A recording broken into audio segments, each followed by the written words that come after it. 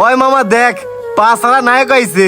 আমি মামা চিন্তায় পাচ্ছি না, ওর পা নাই, পা ছাড়া চলবো কেমনে, চলে ফিরে খাইবো কেমনে? ওর টেনশন থাকবো কই থেকে? ওই তো বউয়ের ইনকাম খায়। বউ কষ্ট করে সারা মাস কাজ করে যে টাকা পায় সে টাকা দিয়ে সংসার চলে। আর হে টুটু কোম্পানির ম্যানেজারের মতো ড্যাং ড্যাঙে ঘুরে।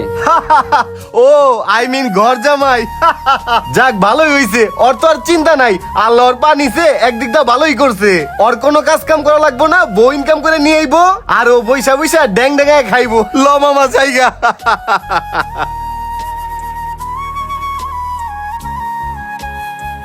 যখন আমার পা ভালো ছিল তখন ওরা কত আমার সাথে চলাফেরা করছে, আর আজকে আমার পা নাই জন্য তোরা আজকে আমার সাথে অবহেলা করলি। হায় রে মানুষ, আল্লাহ তোদের সবাইকে হিদায়াত করুক। ভাই একটা চা দেন। আজকে পা হারানোর পর সমাজে সবার থেকে বোঝা হয়ে গেছি। বাইরে যেখানেই যাই সেখানেই আমার অবহেলা করে, অপমান করে। এর থেকে ভালো বাসায় যাই, কেউ আমার দেখবো না আর কেউ আমার অপমানও করবো না।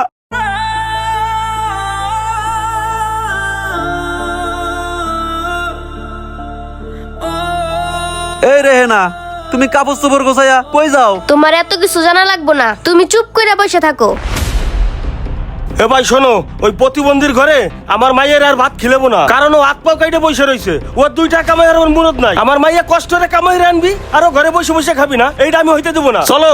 হ্যাঁ ভাই তুমি ঠিক কইছো, ওই প্রতিবন্ধীর কাছে আমার বাস্তি রাখবো না, আমার বাস্তি রাখ না অন্য জায়গায় বিয়া দিমু। হ আব্বা, তুমি ঠিকই কইছো। ওই প্রতিবন্ধীর বাচ্চার কত বড় সাহস, ঘরে বয়ে বয়ে খায় আর আমার বইনেরে গার্মেন্টসে পাঠায় চাকরি করবার লাইগা। আজকের মধ্যে আমার বইনেরে নিয়ে পড়মু, চলো। হ্যাঁ চলো ভাই। চলো। রিহানা, এ রিহানা, তাড়াতাড়ি বাইরে আয়। ওই যে আব্বা আইছে, তুমি তোমার মতো থাকো, আমি যাই। রেহেনা আমার থিয়ে চলে যাইতেছে। রেহেনা কই যায় দেখি, যাই তো। ওই রেহেনা। আরে আব্বা, আপনি রেহেনারে নিয়ে কই যান? রিহানারে নিয়ে কই যাইতেছি তুমি টের পাও না? তোর ভাত আর রিহানারে খাওয়াবো না, তুই হাত পাও কাইটে ঘরে বসে থাকবি। আমার মাইয়া গার্মেন্টস খাবাই এসে তোরে দিবি আর তুই বসে বসে খাবি না। আমার মাইয়ার তোর সংসার করবি না। আমার মাইয়ের বিয়ের বয়স আছে, আমার মাইয়ের নিয়ে অন্য জায়গায় বিয়ে দিব, তোর ভাত খিলেবো না। আরে আব্বা, আপনি এই কথা কইতে পারলেন? আমি যখন ভালো ছিলাম, ভালো একটা চাকরি করতাম, আপনার মেয়েকে নিয়ে ভালো ফ্ল্যাটেও ছিলাম। আর আপনি কি ভুলে গেছেন আপনার যখন কিডনির সমস্যা ছিল সেই কিডনি অপারেশনের জন্য আমি 2 লাখ টাকা দিয়েছিলাম, আর আপনি আজকে এই কথা কইতে পারলেন? এই প্রতিবন্ধী, তোর কাছে আমার বাস্তি রেখে লাভ কি? আমার বাস্তির কোনো চাহিদাই পূরণ করতে পারছ না। আমার বাস্তি গার্মেন্টসে চাকরি করে দিনরাত কষ্ট করে, সেই টাকা তুমি বয়ে বয়ে খাও। এই সুযোগ আর না। আমার বাস্তি ভুল করছে, আমরা ভুল করবো না। আমার বাস্তির এখনো বয়স পড়ে রয়েছে, আমার বাস্তির অন্য জায়গায় বিয়ে দেয়া সংসার করামু। আপনার ফার্স্ট এন্ড লাস্ট ওয়ার্নিং দিয়ে দিতেছি, আপনি নেক্সট টাইম আমাকে বাড়িতে যাইবেন না আর আমার বোনের সাথে কোনো যোগাযোগ করবেন না, আর সময় মতো ডিভোর্স লেটার পেয়ে যাবেন। এই শোন, কবে কি হরছিস না হরছিস ও এখন আর সময় নাই। আমার মায়ের এখনো ভবিষ্যৎ পড়ে রয়েছে। এই রিহানা চল। এই রেহেনা, তুমি যাইও না। আল্লাহ, এটা তুমি আমার কি পরীক্ষা দিলে আল্লাহ? আল্লাহ। কি ব্যাপার আব্বা, তুমি কান্দাছো কে? কি হয়েছে কও তো? বাবারে, তোর নানা এসে তোর মায়ের নিয়ে গেছে গা। কি কও?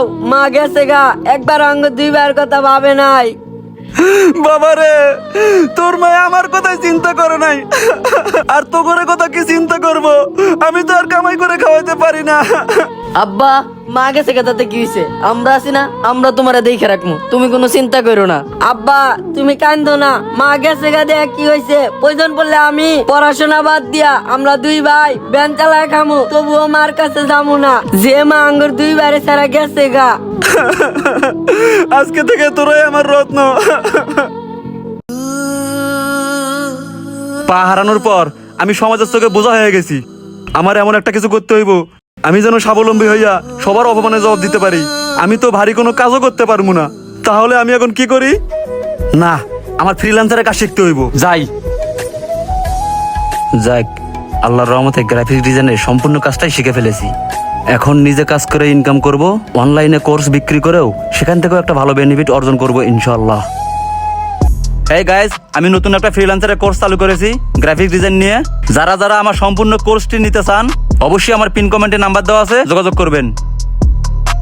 ওই মামা দেখছস নি সুলতান এখন নায়ক হইব ভিডিও বানায় এই সুলতান কিরে তুই নায়ক সাকিব খান হবি এখন ভিডিও বানাস তুই মামা বউ গেছে গা তো তাই এখন কি করব মাথার তার মার ছিড়া গেছে গা তাই মনে হয় টিকটক কইরা ওই যে মাইয়া পড়া মনে হয় বিয়া করার চিন্তা ভাবনা করতেছে।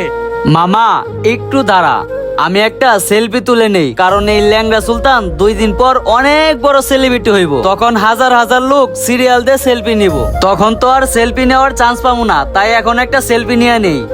বিগ ফ্যান ভাই, একটা সেলফি প্লিজ।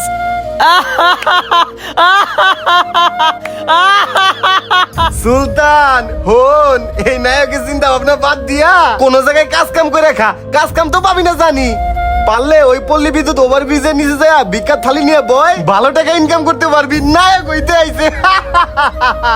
কর কর বাপ পোলায় মিলা ভিডিও বানা। আব্বা তুমি তাদের কথায় মন খারাপ করো না, লও ভিডিও বানাই। না রে, ওরা আমার ভিডিও করার মন মানসিকতা নষ্ট করে দিছে, পরে একসময় বানামুনি, চল। ভাই খবর শুনছ? কে কেছে? এই যে খবর দেহ আমাদের বাস্তি জামাই সুলতান আছে না, কি ফ্রিল্যান্সার না কিলেন্সার করে কইরা তো কোটিপতি হয়ে গেছে গা, আর এলাকায় গেছি ওর নাম ডাকের অভাব নাই। ভাই আমাদের বাস্তিরে তো অন্য জায়গায় বিয়া দেই নাই, এখনো সময় আছে, সুলতানের কাছে দেই, সুলতান হলো সংসার করুক। হরে তুই ঠিকই কইছিস, সুলতানের কাছে মাইয়াটা ফিরিয়ে দেওয়ার ব্যবস্থা করবানে, চল ভাই পয়সাটা বিকেলে দিবানে। ওই জীবন, ওই ল্যাংড়া সুলতান তো কাম গটাই ফেলাইছে, আমরা শুধু শুধু ওরে নিয়ে সমালোচনা করছি, আসলে আমরা কিছু করতে পারি নাই আর কাউরে করতেও দেই নাই। ও আবার কি করছে, কি ফিল্মের হিরো টিরো হয়ে গেছে নাকি? আরে মামা দেখ গা ওই মনে হয় টিকটক কইরা নতুন একটা মাইয়া পড়া বিয়া কইরা ফেলাইছে।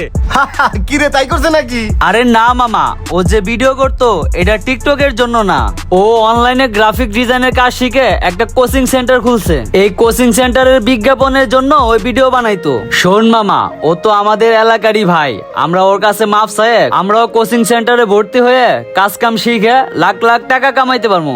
সুলতান একটা প্রতিবন্ধী মানুষ, ওর একটা পা নাই, ও নিজের উদ্যোগে সে একটা প্রতিষ্ঠান দাঁড়া করাইছে, আর আমরা আল্লাহ তাআলা আমাদের 4 হাত পা চোখ সবই ভালো দিছে, কিন্তু আমরা মানুষের সমালোচনা ছাড়া কোনো একটা কাজের উদ্যোগ নেই নাই, কিছু করতেও পারি নাই। শোন, যারা সমালোচনা করে, যারা মানুষকে নিয়ে নেগেটিভিটি ছড়ায়, তারা জীবনে কিছু করতে পারে না, সফলতা তারাই অর্জন করতে পারে। আল্লাহ তাআলা যাকে যে অবস্থায় রাখছে সে অবস্থা থেকে সে একটা উদ্যোগ নেওয়ার চেষ্টা করে। যাই হোক বন্ধু, ও যেহেতু এলাকার ভাই, চল ওর কাছ থেকে কাজ শিখা, আমরাও ভালো একটা কিছু করি।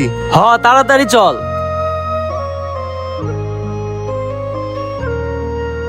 এই সুলতান বন্ধু, তোর কাছে আইলাম, শুনলাম তুই নাকি অনলাইনে কোর্স করায়া অনেক কোটি কোটি টাকার মালিক হইছস, আমরাও আইছি তোর কাছে কোর্স শিখা, কিছু ইনকাম করতে। বন্ধু আমাকেও কোর্সটা শিখা। এই বেটা, তুই কারে সুলতান করে কস? সুলতান করে বলবি না, আপনি করে বল। আচ্ছা সুলতান ভাই, আমাকেও কাজটা শিখান। তোরা কিছুদিন আগে আমার সাথে কি করছিলি, তোকে কি মনে নাই? তোরা চায়ের দোকানে আমার লগে যাতা কয়ে অপমান করছিলি। আসলে আমরা ভাবছিলাম যদি তোরে আমাদের কাছে রাখি অনেক টাকা পয়সা চাইবি, আমরা ইচ্ছা করেই তোরে অপমান করে দূরে সরায় রাখছি। বন্ধু, শৈশবে কত একসাথে ঘুমাইছি, একসাথে খাইছি, বন্ধু আমাদের কি মাফ করে দেওয়া যায় না? শোন, তোদের 3 জনরে বলি, তোরা আমার সাথে যে ভুলটা করছস এটা ভুল না, এটা হলো অন্যায়, আর ভুলের ক্ষমা হইলেও অন্যায়ের কোনোদিন ক্ষমা হয় না। তোরা আমার সাথে যে অন্যায়টা করছস এই অন্যায়ের কোনো ক্ষমা নাই। বাবা তুমি ভালো আছো বাবা? আসসালামু আলাইকুম আব্বা, আপনি হঠাৎ আমার বাড়িতে কি কারণে?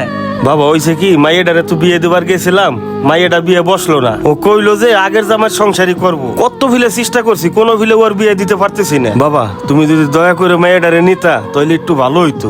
আব্বা শোনেন, আমি যখন ভালো ছিলাম তখন আপনারা আমার সাথে কত সুন্দর মধুর ব্যবহার করছেন, কিন্তু যখন দেখছেন আমার একটা পা নাই, তার 2 দিন পরে আমার বাড়িতে এসে আপনারা আমার বউরে তুলে নিয়ে গেছেন, তখন আপনারা আমার সাথে কি করেছিলেন এই কথা কি মনে নাই? কথা কি ভুলে গেছেন? সুলতান, ওই দিন আমরা ইচ্ছা করে রেহানারে তোমার কাছ থেকে নিয়ে গেছি যাতে তুমি প্রতিষ্ঠিত হতে পারো। ওই দিন যদি রেহানারে তোমার কাছ থেকে না নিতাম, তুমি প্রতিষ্ঠিত হতে পারতা না। শুনেন চাচা, আপনার ওই মিষ্টি কথায় আমার এই চিরে ভিজবো না। আমার এই বাড়ি গাড়ি সয় সম্পত্তি দেখতেছেন না, এগুলো সব করছি আমার 2টা পোলার জন্য। বাবা তোমার হাত কান ধরে কই বাবা, আমার মাইয়াটা কান্তি কান্তি সহি গাও বানিয়ে লাইছে। বাবা শেষবারের মতন মাপ সাপ করে আমার মাইয়াটা তুমি নাও বাবা। আপনারা জানেন থেকে যান, আপনারা হচ্ছেন 1 নম্বর লোভী, যান যান। ওই তোরাও জান থেকে। কাউকে তার শারীরিক অবস্থার জন্য ছোট করবেন না, কারণ মানুষের প্রকৃত শক্তি তার শরীরে নয়, তার ইচ্ছে শক্তি, পরিশ্রম এবং আত্মবিশ্বাসে। আর যাকে আপনি অবহেলা করছেন কাল হয়তো সেই মানুষটি সমাজের অনুপ্রেরণা হয়ে উঠবে। যাই হোক গাইস, আজকের ভিডিও এই পর্যন্তই। কে কোন জেলা থেকে ভিডিওটা দেখতেছেন সেটা কমেন্ট সেকশনে জানাই দিবেন। গাইস, ইউটিউব থেকে দেখে থাকলে একটি সাবস্ক্রাইব করুন, ফেসবুক থেকে দেখে থাকলে একটি ফলো করুন। আর গাইস হ্যাঁ, ভিডিওটা যদি একটু পরিমাণে ভালো লেগে থাকে অবশ্যই লাইক কমেন্টের পাশাপাশি একটি করে শেয়ার করবেন প্লিজ। Thank you.